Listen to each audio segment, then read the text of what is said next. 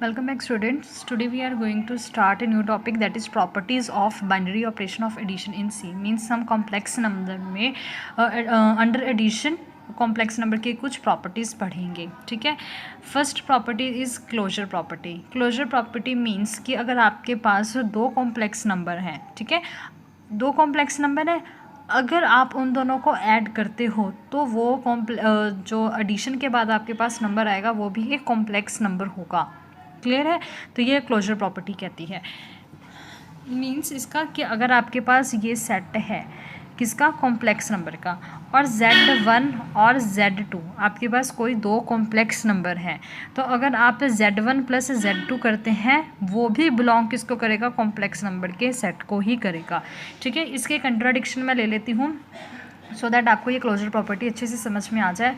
अगर मैं दो नंबर्स ले रही हूँ, क्लियर, जैसे कि मैंने डिफ़ाइन किया सेट ऑफ नेचुरल नंबर. ठीक है. अगर मैं ऐड करती हूँ अंडर एडिशन, अभी मैं बात कर रही हूँ किसकी, एडिशन की, अंडर एडिशन, तो 1 is a natural number, 2 is also natural number. अगर मैं 1 + 2 करती हूँ आंसर क्या आता है, 3. ये भी एक नेचुरल नंबर है. अगर मैं बात करूँ अंडर सब्ट्रैक्शन, ठीक है, सब्ट्रैक्शन की बात कर रही हूँ, सेट मैंने सेम नेचुरल नंबर पे डिफ़ाइन किया है. 1 क्या है आपके पास, नेचुरल नंबर, 2 है आपके पास नेचुरल नंबर, तो 1 - 2 क्या आया आपके पास, -1 आया. But -1 does not belongs to natural number. Means subtraction में आपके पास क्लोजर प्रॉपर्टी होल्ड नहीं कर रही है. क्लियर. तो ये चीज़ आपको क्लियर होगी कि दो कॉम्प्लेक्स नंबर अगर आप लेते हो और उनकी एडिशन जो है वो भी कॉम्प्लेक्स नंबर ही आती है. ये क्लोजर प्रॉपर्टी है. Second is commutative property. ये आप ऑलरेडी क्लास 8th से पढ़ते आ रहे हो कि कॉम्यूटेटिव प्रॉपर्टी हुई, एसोशिएटिव प्रॉपर्टी, डिस्ट्रीब्यूटिव प्रॉपर्टी. तो कॉम्यूटेटिव प्रॉपर्टी क्या है कि अगर आपके पास दो कॉम्प्लेक्स नंबर है, अगर आप Z1 + Z2 करो या Z2 + Z1 करो, दोनों में ही आंसर आपका क्या आएगा, सेम आएगा. क्लियर है. तो ये क्या कहती है, कॉम्यूटेटिव प्रॉपर्टी होती है ये. Next one is associative property. Associative property क्या होती है, आपके पास कोई 3 कॉम्प्लेक्स नंबर है, आपने तीनों को ऐड करना है. आप पहले दो टर्म्स को ऐड करोगे, उससे जो आपके पास एक कॉम्प्लेक्स नंबर आएगा उसमें आप Z3 ऐड करोगे. ठीक है. तो आपके पास एक पर्टिकुलर नंबर आएगा. या फिर आप Z2 + Z3 करोगे तो आपके पास एक पर्टिकुलर कॉम्प्लेक्स नंबर आएगा, फिर उसमें आप Z1 ऐड करोगे, देन आपके पास एक कॉम्प्लेक्स नंबर आएगा. तो जो यहाँ से ड्राइव होके कॉम्प्लेक्स नंबर आ रहा है और यहाँ से ड्राइव होके जो कॉम्प्लेक्स नंबर आ रहा है ये दोनों ही सेम होंगे. क्लियर है. तो यहाँ से एसोशिएटिव प्रॉपर्टी आपको पता लग गई होगी. एसोशिएटिव प्रॉपर्टी क्या कहती है कि आप पहले दो कॉम्प्लेक्स नंबर को ऐड करके थर्ड कॉम्प्लेक्स नंबर ऐड करो, या पहले लास्ट दो कॉम्प्लेक्स नंबर को ऐड करके फिर आप third one complex number add करो, तो आपके पास जो रिजल्ट होता है वो हमेशा ही इक्वल आएगा, चाहे आप ऐसे करो चाहे आप ऐसे करो. Clear. Next one is existence of identity. Existence of identity means आप कोई कॉम्प्लेक्स नंबर है Z, उसमें मैं क्या ऐड करूं, क्योंकि हम अंडर एडिशन बात कर रहे हैं तो अभी मैं ऐड की बात कर रही हूं. मैं क्या ऐड करूं कि आंसर मेरे पास दोबारा से Z आए. आपको मालूम है 0, जैसे हमें मालूम है कि अगर मैं 1 में क्या ऐड करूँ आंसर 1 आए तो 0 ही ऐड करोगे. क्लियर. उसी तरह कॉम्प्लेक्स नंबर में आइडेंटिटी एलिमेंट क्या है, 0. अगर आप किसी कॉम्प्लेक्स नंबर में 0 ऐड करते हो तो आंसर आपका दोबारा से वही कॉम्प्लेक्स नंबर आएगा. क्लियर. तो ये क्या होता है, एग्जिस्टेंस ऑफ आइडेंटिटी. तो यहाँ पे देख लेते हैं कि क्या लिखा है. The complex number 0 + i0. आप 0 + i0 लिखो या डायरेक्ट 0 लिखो, बोथ आर सेम. ठीक है. Is the additive identity in C क्या है, set of complex number. Let Z = x + i belongs to C. मैंने कोई एक एलिमेंट लिया है कॉम्प्लेक्स नंबर का, दैट इज़ x + i. आप क्या कर रहे हो, Z + 0 + i0 कर रहे हो. Z की वैल्यू क्या है, x + i. अब इन दोनों को ऐड करो, x + 0 करेंगे. आपको एडिशन पता है ना हम कैसे करते हैं, रियल पार्ट को रियल में ऐड करते हैं और इमेजिनरी पार्ट को इमेजिनरी में ऐड करते हैं. तो x + 0 ये लिख लिया, प्लस आयोटा y + 0 ये लिख लिया. x + 0 is x, iota y + 0 is y. तो यहाँ पे क्या है, x + आयोटा y. तो x + आयोटा y क्या गिवन था, z. तो मीन्स z + 0 आंसर क्या आ रहा है, z. तो 0 क्या आ गया आपके पास, एडिटिव आइडेंटिटी. क्लियर है.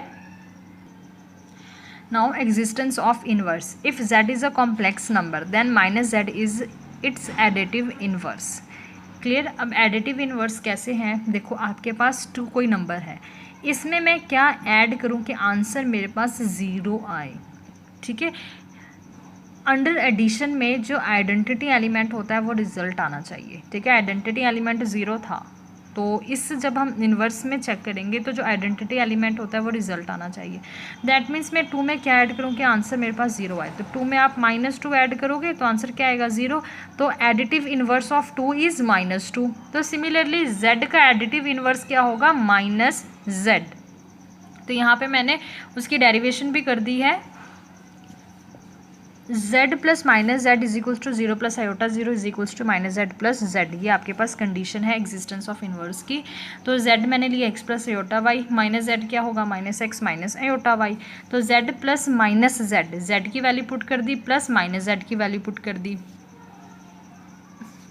फिर आपने क्या करना है, रियल पार्ट में रियल पार्ट ऐड करना है और इमेजिनरी पार्ट में इमेजिनरी पार्ट ऐड करना है। तो x माइनस एक्स आएगा plus iota y minus y आएगा। तो x minus X is 0, y minus Y is 0। So यहाँ से ये चीज़ क्लियर होगी कि z plus minus Z is 0। तो z का एडिटिव इन्वर्स क्या होगा, -z, that is a additive inverse. 6 is cancellation law. Cancellation law भी होल्ड करता है अंडर कॉम्प्लेक्स नंबर। अगर आपके पास z1 प्लस z2 है which is equals to z2 plus z3, तो आप z2 को कैंसिल करके z1 is equals to z3 direct लिख सकते हो, ओके। नेक्स्ट टॉपिक है मल्टीप्लिकेशन ऑफ 2 कॉम्प्लेक्स नंबर। तो हमारे पास कोई 2 कॉम्प्लेक्स नंबर है z1 और z2। z1 की वैल्यू मैंने क्या ली, x1 प्लस आयोटा y1, और z2 की वैल्यू क्या ली है, x2 plus iota y2। Then there product which is denoted as z1 into z2 is defined as. तो इन दोनों नंबर्स का, इन दोनों कॉम्प्लेक्स नंबर का मल्टीप्लिकेशन कैसे होगी, आपने क्या करना है, ये आप नेक्स्ट पेज पे मैं इसकी डेरिवेशन भी की हुई है, मैं आपको वो भी दिखा देती हूँ। आप यहाँ पे मैंने जस्ट रिजल्ट लिखा है वो चेक कर लें। x1 x2 minus y1 y2 plus iota x1 y2 plus y1 x2। आप डायरेक्ट ये रिजल्ट याद रख के डायरेक्ट वैल्यूज़ भी पुट कर सकते हैं, या फिर आप इसको सॉल्व भी कर सकते हैं, ओके। z1 क्या है, x1 plus iota y1, and z2 क्या है, x2 plus iota y2। z1 into z2 आएगा हमारे पास, ये देखो x1 plus iota y1 that is z1 and z2 is x2 plus iota y2। तो इन दोनों को मल्टीप्लाई कर रहे हैं, x1 into x2 plus x1 को y2 के साथ मल्टीप्लाई, x1 y2 आया। देन आयोटा y1 को x2 के साथ, तो iota y1 x2। Then iota y1 को आयोटा y2 के साथ, तब आपके पास क्या रहा है, iota square y1 into y2, okay. अब यहाँ पे देखें आपके पास टर्म क्या बन रही है, x1 x2 मैंने एज इट इज़ लिखा, plus iota square y1 y2 को मैंने पहले लिख लिया, आयोटा वाली टर्म्स को मैंने बाद में लिख लिया, ओके। और आयोटा कॉमन निकाल लिया, तो टर्म क्या आ रही है, x1 y2 plus x2 y1। यहाँ पे आयोटा स्क्वायर की वैल्यू क्या थी, -1, सो x1 x2 minus y1 y2 plus iota x1 y2 plus x2 y1। तो ये आपके पास रिजल्ट आ रहा है मल्टीप्लिकेशन का। तो यहाँ पे मैंने सिंप्लीफिकेशन भी कर दिया, आप चाहे सिंप्लीफिकेशन कर लें, यहाँ ये रिजल्ट याद करें। बेटर वे ये है कि आप क्वेश्चन को सॉल्व करें ये रिजल्ट लर्न करने से, ठीक है। और एक चीज़ याद रखना, जो x1 y1 x2 y2 होते हैं ये सारे ही रियल नंबर्स होते हैं, ओके। नेक्स्ट है properties of binary operation of multiplication in C. जैसे हमने अंडर एडिशन पढ़ी हैं प्रॉपर्टीज़, उसी तरह हम मल्टीप्लिकेशन में भी प्रॉपर्टीज़ देखते हैं। तो अंडर मल्टीप्लिकेशन भी क्लोजर प्रॉपर्टी होल्ड करती है। मींस अगर 2 कॉम्प्लेक्स नंबर हैं आपके पास तो उनकी प्रोडक्ट भी कॉम्प्लेक्स नंबर आएगी। कॉम्यूटेटिव जो प्रॉपर्टी है वो भी होल्ड करती है। मींस 2 आपके पास कॉम्प्लेक्स नंबर हैं, चाहे आप उसको z1 इंटू z2 लिखें, चाहे z2 इंटू z1 लिखें, आंसर सेम आएगा।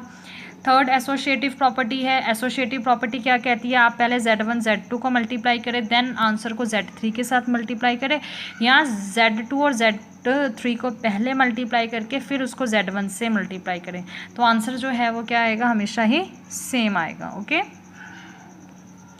Next is existence of identity. The complex number 1 plus iota 0 is the multiplicative identity in C. तो अगर मैं जर्नली आपसे पूछूं कि आइडेंटिटी एलिमेंट क्या होगा 1 का अंडर मल्टीप्लिकेशन, आंसर 1 आना चाहिए। आइडेंटिटी एलिमेंट यही कहते हैं ना कि जो आप इनपुट डालते हो आउटपुट वही आए, वो आइडेंटिटी एलिमेंट होता है। तो मैं 1 को किससे मल्टीप्लाई करूं कि आंसर 1 आए, 1 से ही। 2 को मैं किससे मल्टीप्लाई करूँ कि आंसर 2 आए, अगेन 1 से। 100 को मैं किससे मल्टीप्लाई करूँ कि आंसर 100 आए, अगेन 1। तो 1 क्या हो गया मेरा, under multiplication 1 is identity element. Okay, so complex number में 1 कैसे लिखा जाता है, 1 प्लस आयोटा 0 की फॉर्म में। सो z into 1 plus iota 0, answer is z, और 1 plus iota 0 into z, answer will be z। तो यहाँ पे मैंने इसकी डेरिवेशन कर दी है। ये z थी, z की वैल्यू है x प्लस आयोटा y, ये टर्म एज इट इज़ लिखा, इन दोनों को मल्टीप्लाई किया तो ये टर्म बन रही है मेरे पास x into 1 plus x into 0 iota plus iota into y into 1 plus 0 into iota square y। Clear. तो 0 वाली टर्म्स हैं, जिसके साथ 0 मल्टीप्लाई हो रहा है वो आंसर 0 ही देगा। x वाली टर्म एज इट इज़ लिख ली और आयोटा वाली टर्म एज इट इज़। तो हमारे पास जो टर्म बन रही है that is x plus iota y which is z। तो यहाँ से ये आइडेंटिटी मेरी प्रूफ हो गई। Okay,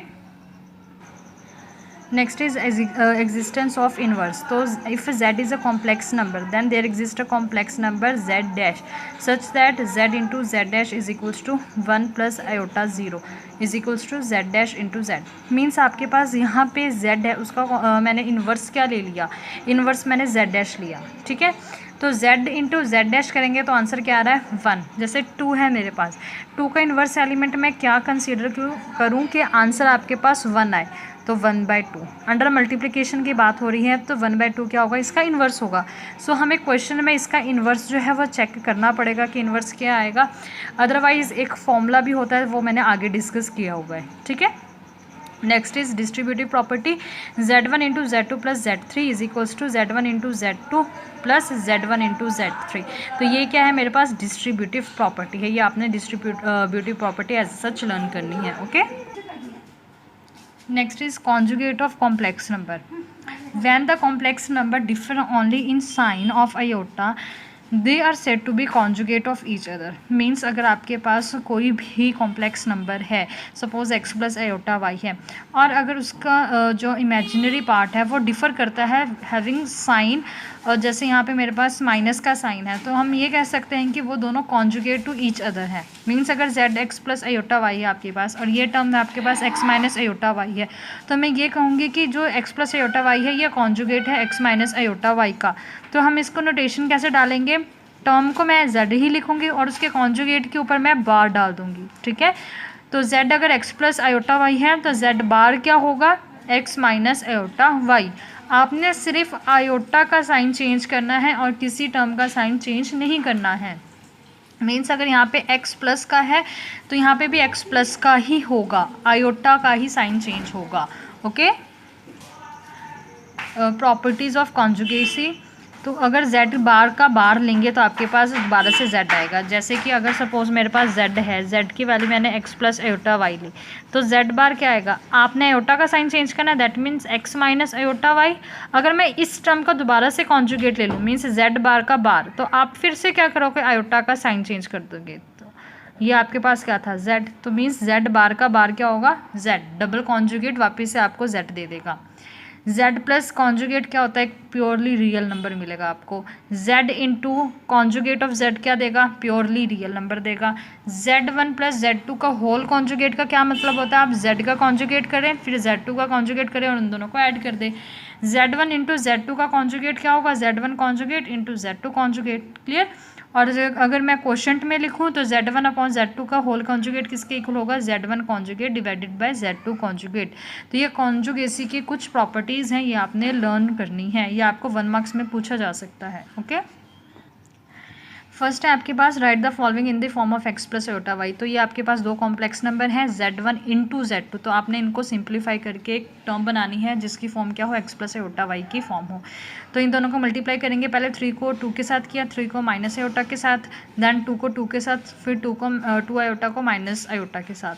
3 into 2 6, 3 into minus iota minus 3 iota, 2 into 4 iota plus 2 into -1 -2 and iota into iota square.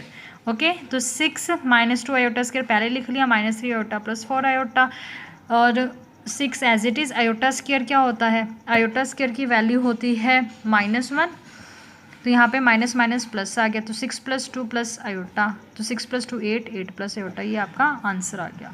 Okay, next question है find the conjugate and modulus of complex number 7 - 2 4 iota.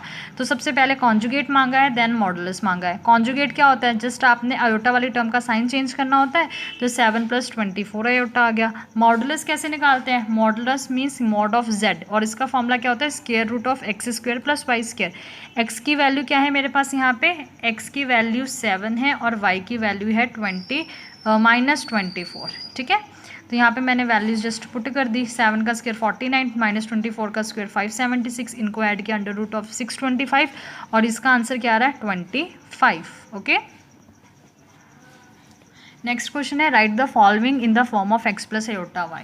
तो यहाँ पे आपको मल्टीप्लिकेशन और divide दोनों के कॉम्बिनेशन में एक टर्म दी हुई है। सबसे पहले आप न्यूमरेटर और डिनोमिनेटर को मल्टीप्लाई करोगे, तो जब आप न्यूमरेटर को मल्टीप्लाई करोगे तो क्या आएगा, 3 को 2 के साथ मल्टीप्लाई किया, 3 को 3 आयोटा के साथ मल्टीप्लाई किया, देन -2 आयोटा को 2 के साथ, देन -2 को 3 आयोटा के साथ। आपको ब्रैकेट सॉल्व करनी ऑलरेडी आती है, क्लियर। सिमिलरली आप डिनोमिनेटर को भी ऐसे ही सॉल्व करोगे। इसको सिंप्लीफाई किया, 3 × 2 6 आया, 3 × 3 9 iota, 2 × 2 4 iota, -2 × 3 6 iota, iota into iota, iota square. Okay, same process denominator पे लगाएंगे तो ये वाली टर्म बन के आएगी हमारे पास। अब आपने क्या करना है, टर्म्स कंबाइन करने हैं। 6 as it is, 9 - 4 5 iota, iota square क्या होता है -1, तो माइनस +6, तो ये आपके पास टर्म आएगी 6 + 5 आयोटा +6। डिनोमिनेटर को सेम इसी तरह सॉल्व करेंगे, 2 as it is, minus plus minus, तो 4 में से 1 की है माइनस, तो 3 आयोटा आएगा, -2 आयोटा स्क्वायर की वैल्यू मैंने पुट कर दी -1, तो इसको सिंप्लीफाई किया, 2 + 3 iota -2। Okay, 6 + 6 12, 5 iota as it is, 2 + 2 4 + 3 iota as it is.